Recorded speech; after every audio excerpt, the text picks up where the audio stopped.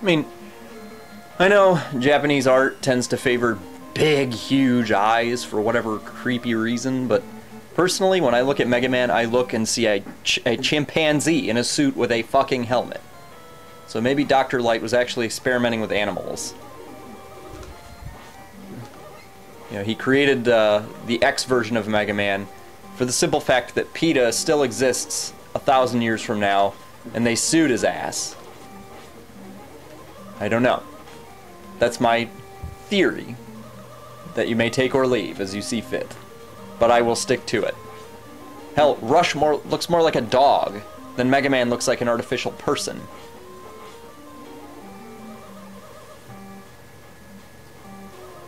So take your little monkey into Ringman stage, and this is probably one of the more interesting levels in the game as far as I'm concerned. And sadly, it's because of the flashy, bright light, you know, Jedi lightsaber things that you have to walk across. It makes it a little bit more attention intensive, a little bit. Because it's really not that hard. You can outrun them.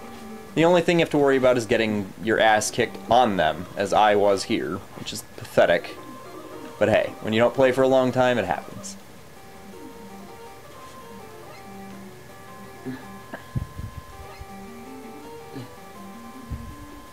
And then you run into one of Mega Man's signature enemy styles, some kind of absurd, cartoony looking creature.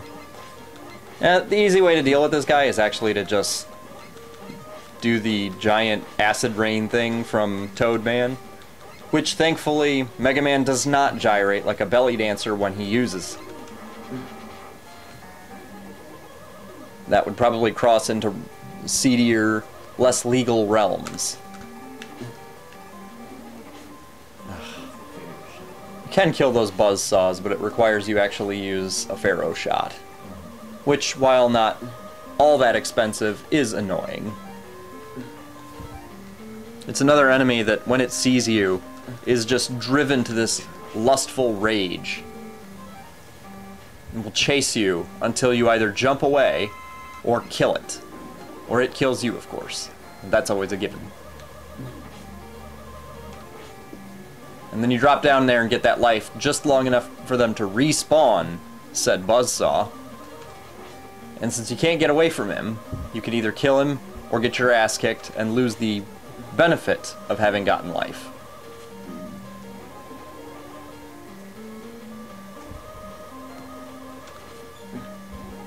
This guy's more of an annoyance than a threat. He's not really worth the time you spend to kill him. In fact, only one version of him should even hit you, if at all. I think one charged Pharaoh shot actually will kill them, as it will kill most things. In fact, you'll find the Pharaoh shot one of the more versatile weapons. No weapon ever in a Mega Man game replaces that wonderful metal blade in the second one. But some weapons try. I suppose they thought balance might be a good thing. They might have also been worried that people were just not using regular Mega Man. You know, like in the most recent Zelda, they force you to wear that gay green costume instead of the cool red armor that they give you. Or hell, even the weird blue armor. They want you to play as regular Mega Man. Which, in effect, forces you to use a lot of the weapons in certain circumstances, and by that I mean you get them, you use them against the bosses the first time, and then you use them against the bosses the second time. It's rather disappointing, to be honest. Whereas in Mega Man 2, and I think Mega Man 3 to an extent, you can use the special weapons as regular weapons, and they work better against numerous enemies.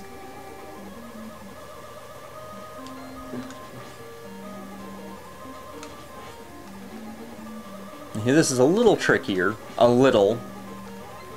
Take one look at it and you should realize what to do. The timing is not difficult. Only those little flying Saturn things.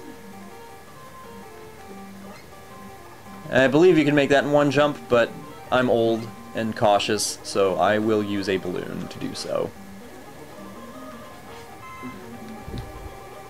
So I have to think this is actually one of the longer levels in this game. It seems like there's just a lot that goes on. There's 4 mini-bosses.